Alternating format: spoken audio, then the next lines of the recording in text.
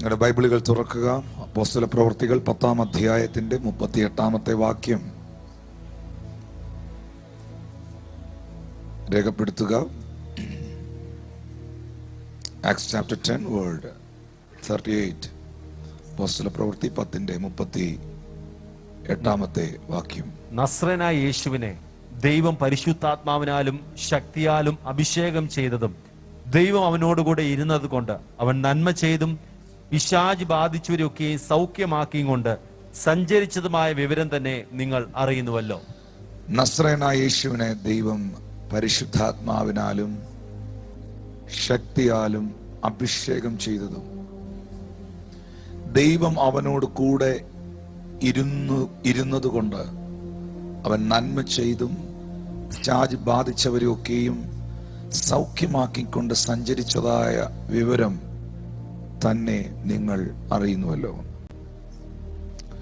വിശുദ്ധ വേദപുസ്തകത്തിനകത്ത് ബൈബിളിൽ പരിശുദ്ധാത്മാവിനെ കുറിച്ചും പരിശുദ്ധാത്മാവിന്റെ പ്രവൃത്തികളെ കുറിച്ചും വളരെ ആഴമായി സവിസ്തരമായി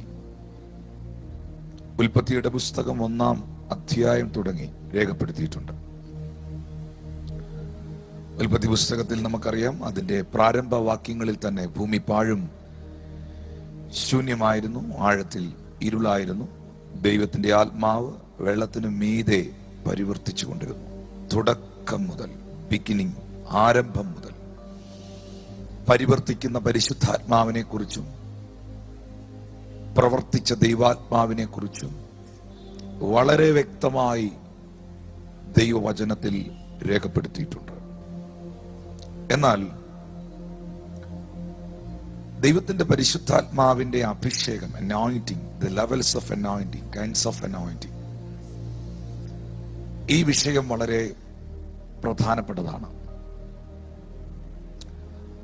ഇവിടെ നമ്മൾ വായിച്ച ഭാഗം ഒത്തിരി പറയാനുണ്ട് കേട്ടോ. എനിക്ക് എവിടെ തുടങ്ങണം എവിടെ നിർത്തണം എന്ന് എനിക്കറിയില്ല. കാരണം ഞാൻ ഈ അഭിഷേകത്തെ കുറിച്ച് തന്നെ എനിക്ക് ഓർക്കുന്നു, ഞാൻ ഈ ചർച്ചിൽ 3 days 3 ദിവസം, അതും വിത്ത് ക്രൗഡ്, സെയിം പ്ലാറ്റ്ഫോം. ഇപ്പൊ ഞാൻ എടുക്കുന്ന ടോപ്പിക് 3 days ഈ ചർച്ചിൽ, ഈ ഹാളിൽ പ്രസംഗിച്ചിട്ട് തീർന്നില്ല. അപ്പൊ അത് 1 മണിക്കൂർ കൊണ്ട് എവിടെ തുടങ്ങണം എവിടെ കൊണ്ട് നിർത്തണം എന്ന് എനിക്ക് പറയാൻ പറ്റുന്നില്ല. എങ്കിലും ഞാൻ ദൈവത്തിൽ ആശ്രയിക്കുന്നു നിങ്ങൾക്ക് വേണ്ടി. ഞാൻ യേശുവിലേക്ക് ഡയറക്റ്റ് ഓൾഡ് ടെസ്റ്റമെന്റിലേക്ക് പോകുന്നില്ല, ഇപ്പൊ പോകുന്നില്ല. നസ്രയനായ യേശുവിനെ ശ്രദ്ധിച്ചു കേട്ടോണം. ഞാൻ പറഞ്ഞല്ലോ, അഭിഷേകം വിവിധ തരത്തിലുണ്ട്. അഭിഷേകത്തിനൊരു അർത്ഥമുണ്ട്. ദൈവം ഒരാളെ അനോയിന്റ് ചെയ്യുന്നതിനൊരു പർപ്പസ് ഉണ്ട്. അഭിഷേകം ചെയ്യാൻ ഉപയോഗിച്ച തൈലങ്ങളുണ്ട്. ആ തൈലത്തിന് വേണ്ടി ഉപയോഗിക്കുന്ന വസ്തുക്കളുണ്ട്. ഇതിനെല്ലാം ആത്മീക അർത്ഥങ്ങളുണ്ട്. നമ്മൾ ചുമ്മാ അഭിഷേകം എന്ന് പറയുന്ന പോലെ അല്ല. അതിലോട്ടൊന്നും പോകാതെ ഞാൻ ഡയറക്റ്റ്ലി ന്യൂ ടെസ്റ്റ്മെന്റിലോട്ട് കയറുകയാണ്. ഓക്കെ, അതുകൊണ്ട് ശ്രദ്ധിച്ചിരിക്കണം. നസ്രയത്തുകാരനായ യേശുവിനെ ദൈവം പരിശുദ്ധാത്മാവിനാലും ശക്തിയാലും അഭിഷേകം ചെയ്തു. അപ്പോൾ യേശു ക്രിസ്തുവിനെ പിതാവായ ദൈവം പരിശുദ്ധാത്മാവിനാൽ അഭിഷേകം ചെയ്തു. എന്താണ് ജീസസ് ക്രൈസ്റ്റ് എന്ന വാക്കിന്റെ അർത്ഥം? What's the meaning of Christ? The Christ mean anointed one. യേശു ക്രിസ്തു എന്ന് പറഞ്ഞാൽ രക്ഷകനായ അഭിഷിക്തൻ എന്നാണ്. വാസ്തവത്തിൽ യേശു ക്രിസ്തു എന്ന് പറയുമ്പോൾ, അഭിഷിക്തൻ എന്ന് പറയുമ്പോൾ, ആ അഭിഷിക്തനെയാണ് അന്നത്തെ കാലത്ത് ഗവൺമെന്റും മനുഷ്യനും ഭയപ്പെട്ടത്. ആ അഭിഷിക്തനെയാണ് ഭൂതങ്ങൾ അനുസരിച്ചത്. ആ അഭിഷിക്തന്റെ മുൻപിലാണ് അന്ധന്റെ കണ്ണ് തുറന്നതും ചെകിടന്റെ ചെവി കേട്ടതും ഊമർ സംസാരിച്ചതും മരിച്ചവർ ഉയർത്തതും.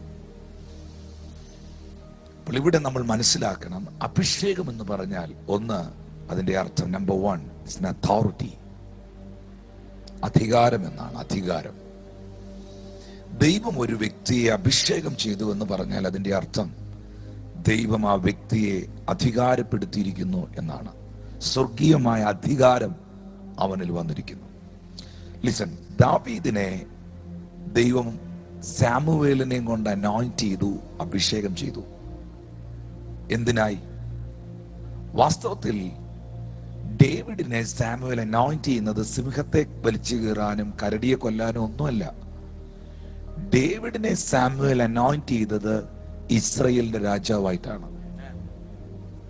എന്നാൽ അവൻ, ആ ബാലകൻ, അഭിഷേകം ക്യാരി ചെയ്ത ഒരു ചെറുപ്പക്കാരനായതുകൊണ്ട് തന്റെ മുമ്പിൽ വന്ന സ്ട്രേഞ്ച് ആയിട്ടുള്ള ലയണിനെയും കരടിയും സിംഹത്തെ എല്ലാം വലിച്ചു കീറി ദൂരെ കളഞ്ഞു. Because you are the anointed person, you have the authority. പക്ഷെ ബേസിക്കലി സാമുവേൽ ഡേവിഡിനെ അഭിഷേകം ചെയ്തത് ഇസ്രായേലിന്റെ കിങ് ആയിട്ടാണ്. എന്ന് പറഞ്ഞാൽ എന്തുവാണ്? ഒരു രാജ്യത്തിന്റെ ഉത്തരവാദിത്വത്തിന്റെ കൈമാറ്റം. അങ്ങനെ വേണം ചിന്തിക്കാൻ. സാമുവേൽ എന്താ ഇപ്പൊ ചെയ്യുന്നേ?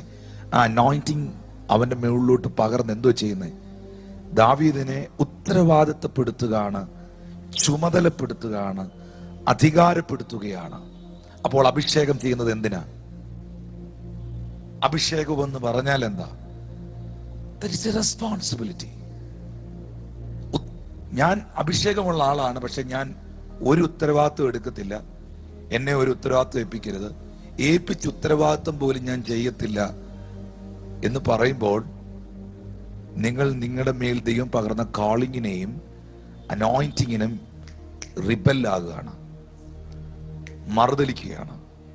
കാരണം ദൈവം നിങ്ങളെ അഭിഷേകം ചെയ്തത്, ദൈവം നിങ്ങളെ മേളിൽ ആത്മാവിനെ പകർന്നത് ഒരു പർപ്പസിനാണ്. ഇവിടെ നിങ്ങൾ ഞാനത് പറഞ്ഞ ഈ വാക്യം മാത്രം ശ്രദ്ധിച്ചാൽ മതി. എന്തിനു വേണ്ടി യേശുവിനെ പരിശുദ്ധാത്മാവിനാലും ശക്തിയാലും അഭിഷേകം ചെയ്തു? പിശാച് ബാധിച്ചവരെ ഒക്കെയും സൗഖ്യമാക്കാൻ. യേശു തന്നെ പറഞ്ഞായിരുന്നു, ദേവാലയത്തിൽ നിന്ന് പുസ്തകച്ചുരുൾ നിവർത്തി ബദ്ധന്മാർക്ക് വിടുതലും കുരുടന്മാർക്ക് കാഴ്ചയും പീഡിതർക്ക് സ്വാതന്ത്ര്യം ഉണ്ടാകുവാൻ അവന്റെ ആത്മാവ് എന്റെ മേലുണ്ട്, അവൻ എന്നെ അഭിഷേകം ചെയ്തിരിക്കുന്നു. എന്തിനായി പിതാവ് എന്നെ അഭിഷേകം ചെയ്തിരിക്കുന്നു? യേശു എന്താണ് പബ്ലിക്കലി ഡിക്ലെയർ ചെയ്തേ? ബദ്ധന് വിടുതൽ ഉണ്ടാകുവാൻ, കുരുടന് കാഴ്ചയുണ്ടാകുവാൻ, പീഡിതർക്ക് സ്വാതന്ത്ര്യം ഉണ്ടാകുവാൻ അവൻ എന്നെ അഭിഷേകം ചെയ്തിരിക്കുന്നു. ഇതിൽ നിന്ന് നിങ്ങൾക്ക് എന്തോ മനസ്സിലായി? നിങ്ങൾ നോട്ട് ചെയ്യണം. ദൈവം യേശു ക്രിസ്തുവിനെ അഭിഷേകം ചെയ്തതിൽ ഒരു പർപ്പസ് ഉണ്ടായിരുന്നു. യേശു ക്രിസ്തുവിനെ മാത്രമല്ല, ദൈവം ആരെയൊക്കെ അനോയിന്റ് ചെയ്തോ, ദൈവം അനോയിന്റ് ചെയ്ത എല്ലാവരെ കുറിച്ചും ദൈവത്തിനൊരു പർപ്പസ് ഉണ്ടായിരുന്നു. അത് ഡിഫറെന്റ് ആയിരുന്നു. ഡിഫറെന്റ് മെത്തേഡിലൂടെ ആയിരുന്നു അവരെയെല്ലാം ദൈവം അഭിഷേകം ചെയ്തത്. അങ്ങനെയാണെങ്കിൽ ഇന്ന് ഈ ശുശ്രൂഷയിൽ പങ്കെടുക്കുന്ന ഓരോ പ്രിയപ്പെട്ടവരും തിരിച്ചറിയേണ്ട ഒരു സത്യമുണ്ട്. ദൈവം നമ്മുടെ മേൽ പകർന്നിരിക്കുന്ന അഭിഷേകത്തിനൊരു പർപ്പസ് ഉണ്ട്. ദൈവം നമ്മളെ അഭിഷേകം ചെയ്തിരിക്കുന്നെങ്കിൽ അതിനകത്ത് നിൽക്കുന്ന ഒരു അധികാരമുണ്ട്. ആ അധികാരം എന്ന് പറയുന്നത് സൂപ്പർ നാച്ചുറൽ ആയിട്ടുള്ള ഒരു അതോറിറ്റിയാണ്. അതൊരു ചെറിയ അധികാരമല്ല. അതൊരു ചെറിയ അധികാരമല്ലെന്ന് മനസ്സിലാക്കണമെങ്കിൽ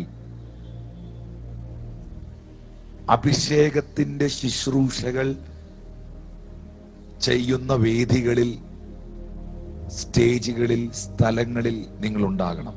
അല്ലെങ്കിൽ ദൈവം അഭിഷേകമുള്ളവരെ ഉപയോഗിച്ച കാഴ്ചകൾ നിങ്ങൾ കണ്ടിരിക്കണം. അല്ലെങ്കിൽ നിങ്ങൾ അത് എക്സ്പീരിയൻസ് ചെയ്തിരിക്കണം. അപ്പോസ്തലൻസ് അവർ അനോയിന്റഡ് ആയിരുന്നു, അവർ അഭിഷേകമുള്ളവരായിരുന്നു. വാക്കിന് പോലും വിലയില്ലാത്ത പത്രോസിന്റെ നിഴലിന് പോലും ശക്തി ഉണ്ടായത് ബിക്കോസ് ഓഫ് ഹിസ് അനോയിന്റിങ്. വാക്കിന് പോലും വിലയില്ലാത്ത പത്രോസിന്റെ നിഴലിനകത്ത് പോലും ശക്തി വന്നതിന്റെ കാരണം